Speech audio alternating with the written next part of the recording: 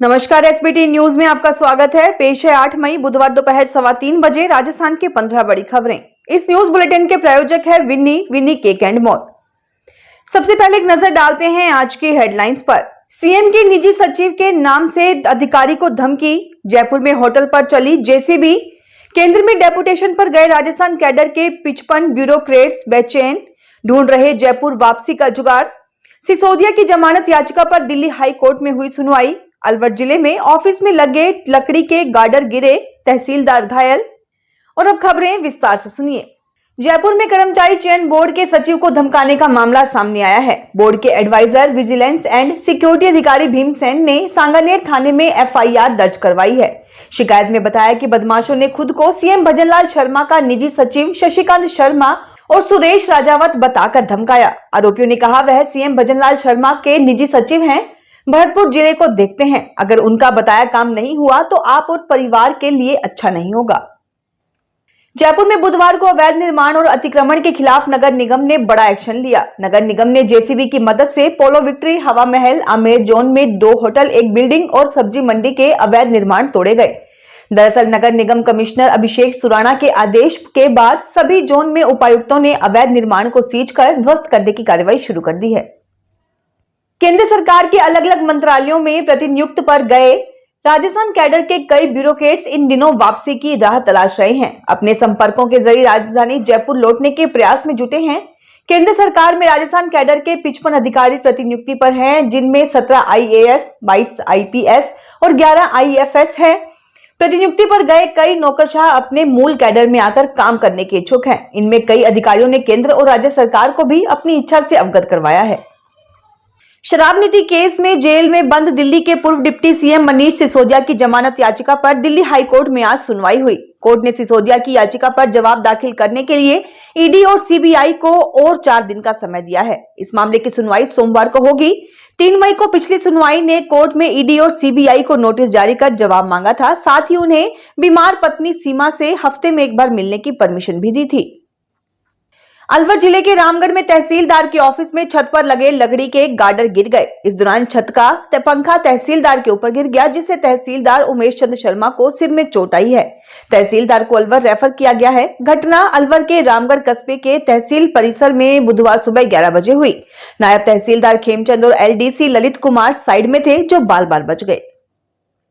राजस्थान विधानसभा को डिजिटल करने की प्रक्रिया शुरू हो गई है। केंद्र सरकार, राजस्थान सरकार और विधानसभा के बीच एमओयू हो गया है।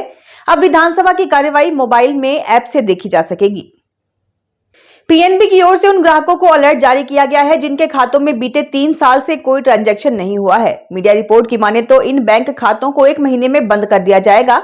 ऐसे में अगर आपने भी अपने पीएनबी खाते से 3 साल से लेन देन नहीं किया है तो फिर तय अवधि में जरूर कर लें।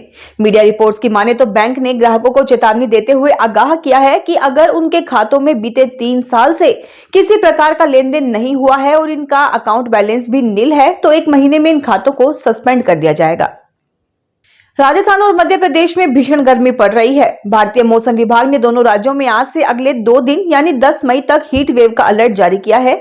मंगलवार को राजस्थान के 9 और मध्य प्रदेश के 3 शहरों में तापमान 43 डिग्री या उससे ज्यादा दर्ज किया गया। राजस्थान का बाड़मेर और एमपी का दामोह देश सबसे गर्म शहर रहे।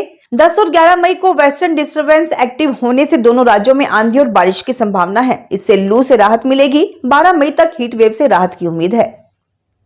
बाड़मेर जैसलमेर लोकसभा सीट से निर्दलीय चुनाव लड़ रहे शिव विधायक रविंद्र भाटी के करीबी के साथ मारपीट करने वाले 4 पुलिस जवानों पर बड़ा एक्शन हुआ है। मामले की जांच के बाद एसपी ने हेड कांस्टेबल सहित 4 पुलिस जवानों को सस्पेंड कर दिया है। वहीं शिव विधायक रविंद्र सिंह भाटी ने कहा कि कानून की रक्षा करने वालों ने ही कानून हाथ में ले लिया। उन्होंने केवल वैमनस्य द्वेषता के लिए यह कार्य किया। राजस्थान प्रवेश परीक्षा जेईई एडवांस की रजिस्ट्रेशन प्रक्रिया मंगलवार को खत्म हो गई। इस परीक्षा के लिए मंगलवार देर शाम तक 1,91,000 से अधिक स्टूडेंट्स रजिस्ट्रेशन करवा चुके थे। एडमिट कार्ड 17 मई को जारी किए जाएंगे। इसके बाद 26 मई को 2 पारियों में सुबह 9 से 12 बजे तक और दोपहर 2:30 से 5:30 बजे तक यह परीक्षा होगी। जेईई एडवांस के लिए इतिहास में अब तक सबसे ज्यादा स्टूडेंट्स ने आवेदन किया है। पिछले साल यह संख्या 1,89,000 थी और इस साल 1,91,000 हो चुकी है। झुंझुनू जिले में राशन के गेहूं की स्टॉक जांच में गबन पाए जाने पर टाई जीएसएस को निलंबित किया गया है।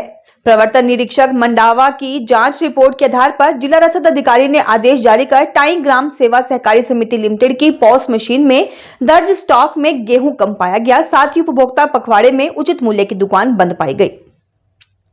राजस्थान सरकार जल्द ही नए जिलों के सीमांकन का काम तेज करने वाली है, क्योंकि इसी साल नवंबर-दिसंबर में प्रदेश के 15 जिलों में पंचायत चुनाव होने हैं।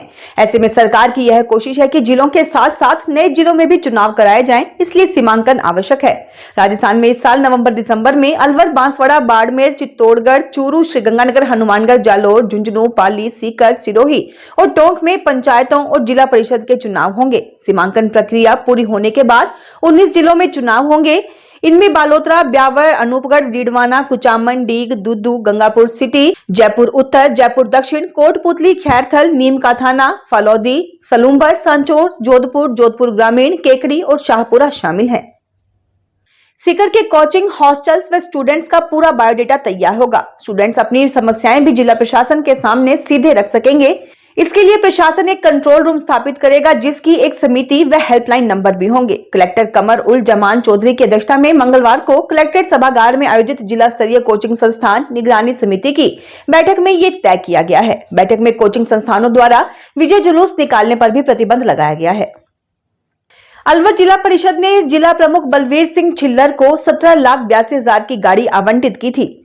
इस गाड़ी को इतना दौड़ाया गया कि ये 2 ही साल में 14,64,000 रुपए का डीजल खा गई।